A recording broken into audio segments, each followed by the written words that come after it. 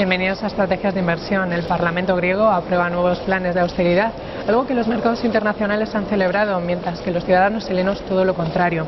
La incertidumbre está servida. ¿Podremos refugiarnos en el mercado de fondos de inversión? Vamos a preguntárselo a nuestro invitado de hoy, José María Luna, director de análisis de Profineaf. Bienvenido, José María, ¿qué tal? Muy buenos días, muchas gracias. Comencemos por Grecia. Por una parte tenemos a los bancos franceses y quizás a los alemanes contribuyendo a ese rescate, aumentando los cupones que reciban de los bonos, reinvirtiéndoles otra vez en deuda griega a mayor vencimiento. Por otro lado, el Parlamento griego aprobando nuevos planes de austeridad. ¿Qué va a pasar con Grecia? Pues en principio lo que tenemos a corto plazo es un suspiro.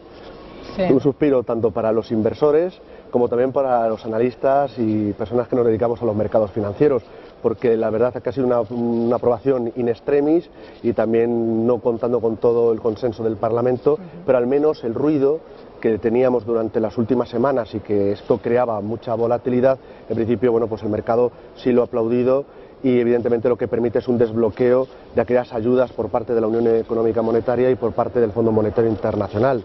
Claro, el problema es mucho más de fondo, más de largo plazo. Podemos resolver el problema de corto plazo y evidentemente que Grecia evite la quiebra de ese corto plazo. Intentar pasar un verano lo más tranquilo posible en ese sentido por los problemas presupuestarios, en este caso de Grecia. Ahora bien, ¿qué puede ocurrir en el futuro? Evidentemente, a partir del día 3 de julio, yo creo que en este caso las autoridades monetarias y políticas de la Unión Monetaria intentarán, creemos nosotros, encontrar una solución final, no solo para Grecia, sino para todos aquellos países intervenidos o susceptibles en un futuro de ser intervenidos, porque evidentemente lo que no podemos es estar agotando continuamente y estar en manos de los políticos cada mes o cada vez que tenemos vencimientos o intentar rescatar problemas de liquidez o de solvencia todos los meses y creando esta inestabilidad y estas continuas subidas y bajadas en los mercados financieros, no apto lógicamente para cardíacos. Por lo tanto, creo que deben de sentar unas bases de solución a largo plazo y al menos a corto plazo sí se ha conseguido evitar la quiebra que hubiera hecho muchísimo daño no solo a los mercados financieros, sino sobre todo a la credibilidad de la propia Unión Europea. Y ahora vamos a mirar a otro periférico que también preocupa, Italia. ¿Qué va a pasar con él? Italia es un país que también en las últimas semanas está justo en el ojo del huracán y hemos visto como la prima de riesgo ha aumentado como ha ocurrido en el caso español. Evidentemente cada país tiene sus propios problemas. Italia tiene una serie de problemas políticos, también tiene una serie de problemas sin duda alguna con sus bancos. Hemos visto cómo las agencias de rating podían estar revisando la calificación crediticia de las propias entidades financieras. En definitiva, Italia quizás tiene un problema de ingresos. Ingresos como la inmensa mayoría de países, no solo de la Unión Europea, sino también en el caso de Estados Unidos. Quizás estas medidas adoptadas para Grecia y sobre todo si se pone encima de la mesa un plan que solucione el problema a largo plazo, posiblemente lo que veamos es una relajación de las primas de riesgo, sin duda alguna de Italia, porque si Grecia ya no lo ha hecho pasar mal, España podría tumbar a la Unión Europea, pero es que sin Italia la Unión Económica Monetaria no podría salir adelante, con lo cual es un problema mucho más grave, mucho más importante y ya se están planteando una serie de medidas como aplicar unas tasas para los movimientos de capitales, es decir, intentar buscar fuentes de ingresos para intentar ajustar los presupuestos de países que en estos momentos pues tienen problemas presupuestarios y sobre todo intentar retomar la senda del crecimiento económico. Italia es un país que puede retomar ese senda de crecimiento económico porque sobre todo tiene un sector industrial muy importante y en ese sentido es un país con claras diferencias frente a un Portugal, una Irlanda o un Grecia. Y ahora nos vamos al otro lado del Atlántico, en Estados Unidos, porque sé que ustedes en Profineaf son partidarios de invertir allí, pero en el mercado de fondos, ¿qué nos recomendaría? ¿Qué tipo de fondos quizás hay? Para nosotros la renta variable norteamericana efectivamente es el mercado que más nos gusta desde hace bastante tiempo. Y hay una clave muy importante, y la clave fundamental es que el fondo que vayamos a utilizar a la hora de invertir en renta variable norteamericana cubra el riesgo divisa. Esto es fundamental, es lo más importante a la hora de estar en renta variable norteamericana. Por un lado, estamos viendo cómo estos planes de ayuda a países con problemas, evidentemente lo que hacen es que relaja la tensión sobre la eurozona, y eso permite al euro apreciarse y al dólar debilitarse. Y por otro lado, la Reserva Federal Norteamericana puede tardar meses hasta que suba los tipos de interés, en cambio el Banco Central Europeo podría subirlos antes de que acabe el verano. Por lo tanto, Ante estas dos variables, sin duda alguna, es muy importante que no asumamos riesgo divisa, porque hemos visto pasar el euro-dólar de niveles de 1,40 a 1,41 a niveles de 1,45 en 2-3 sesiones. Por lo tanto, es muy importante esa primera variable. La segunda, ¿qué tipo de fondos? Fundamentalmente, tres tipos de productos. Por un lado sería un fondo ligado al SP500 que trate de batir al SP500, sobre todo que tenga mucho sector industrial en cartera, y también sector farmacia. Sector farmacia hemos visto cómo el free cash flow de las compañías ha aumentado, también la propia rentabilidad por dividendo, y es importante que esos dos sectores estén presentes. Sector industrial más cíclico, sector farmacia más defensivo. Esa combinación nos parece muy idónea y perfecta. Un segundo tipo de fondo podría ser el sector tecnológico. Si volvemos a ver datos mejores de producción industrial en la parte japonesa, y así parece apuntar como la recuperación tras el terremoto va en esa senda, puede permitir una mejor evolución de las compañías tecnológicas norteamericanas. Por lo tanto, también el sector tecnológico, fondos ligados al Nasdaq, de nuevo insisto con la divisa cubierta, y un tercer producto podrían ser empresas de pequeña y mediana capitalización. Podría ser también muy interesante tener ese tipo de productos. Evidentemente este tercer tipo de fondos sería ya más adecuado para inversores agresivos o muy agresivos por perfil de riesgo. Y en España recientemente Bankia y Banca Cívica han registrado su folleto de salida a bolsa en la CNMV. Saldrán con descuentos en torno a un 50% más o menos. ¿Qué le parece ya con el precio sobre la mesa este tipo de inversión y si presionará a las financieras que ya están cotizando actualmente? Pues es importante la pregunta porque el sector financiero en estos momentos está, y sobre todo el español, muy en el ojo del huracán. Tenemos esas salidas, además salidas necesarias, en el plan de reestructuración del sistema financiero español, y sobre todo algo muy importante, tenemos también antes de la salida de bolsa los famosos stress test bancarios europeos que también van a poner encima de la mesa pues cómo está la salud de los bancos tanto españoles como europeos en estos momentos. Yo creo que eso va a presionar también no solo el precio sino el interés sobre estas salidas al mercado.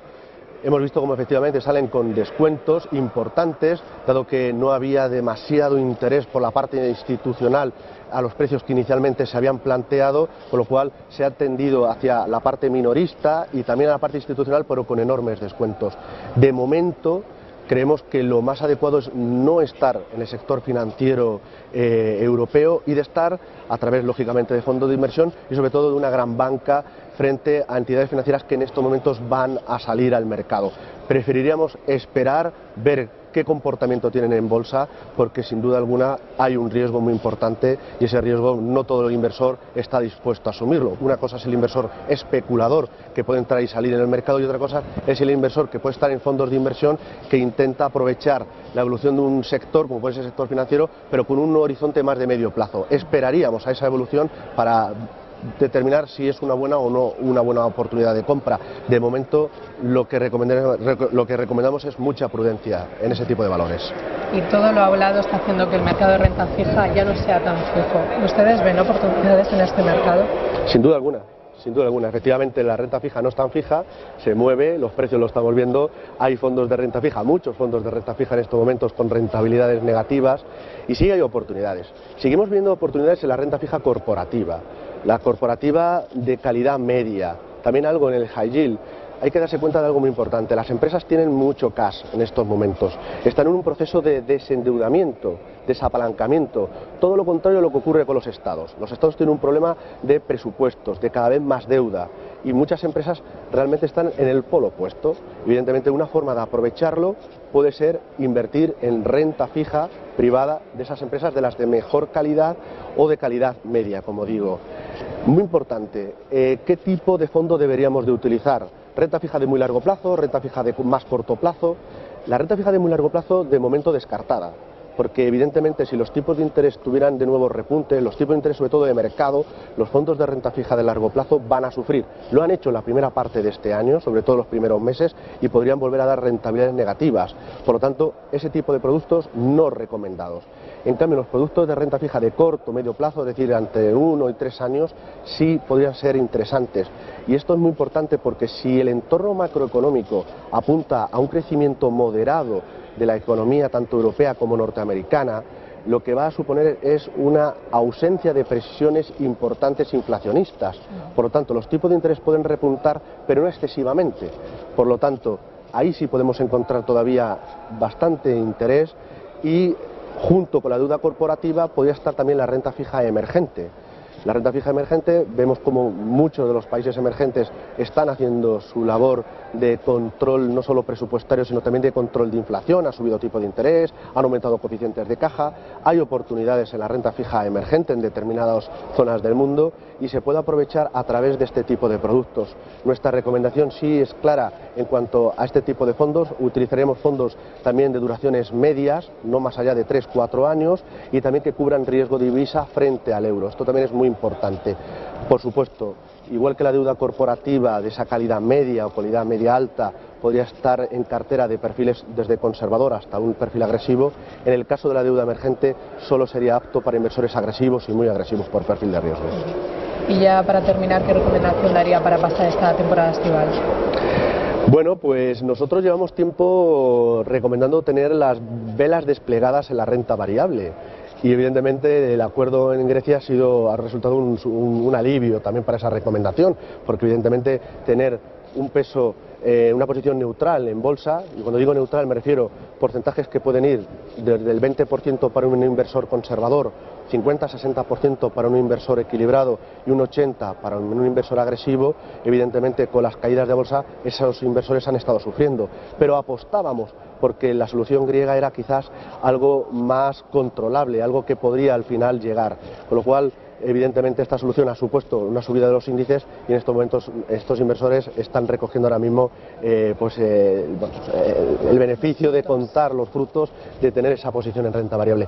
La recomendación, si no se estropea el crecimiento económico a nivel mundial, si no se estropea el crecimiento sobre todo en Estados Unidos, nuestra recomendación en renta variable sigue siendo la misma: tener posiciones en bolsa dentro de la posición neutral por perfil de riesgo.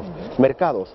De nuevo, la renta variable norteamericana. En el lado europeo, fijémonos mucho en Alemania y Francia. España solo para inversores más agresivos, como posición más especulativa y no más allá de un 10% del total de la cartera. Renta variable emergente, de momento no, pero sí que lo estamos mirando con mucho detalle y podría ser un candidato a incorporarse después del verano. Insisto mucho en la idea porque ahí ya llevan un trabajo realizado en cuanto al control de la inflación. Y luego, para el resto de la cartera, sobre todo utilizar fondos de deuda corporativa, como decíamos hace un momento, fondos de retorno absoluto y sin duda alguna también mixtos flexibles, productos que puedan tener en cartera o que oscile el porcentaje de bolsa en cartera entre un 0 y 50%, que sea el equipo de gestión de los mismos el que tenga más o menos riesgo. También una lección que podemos aprender los inversores después de tanta volatilidad vivida a lo largo de este año y con tantos cisnes negros. Si alguien realmente lo ha pasado mal a lo largo de estos meses y quiere estar tranquilo en los meses de julio y agosto, aproveche las subidas de bolsa y tenga un porcentaje de fondos de riesgo adecuado a su capacidad de dormir por las noches.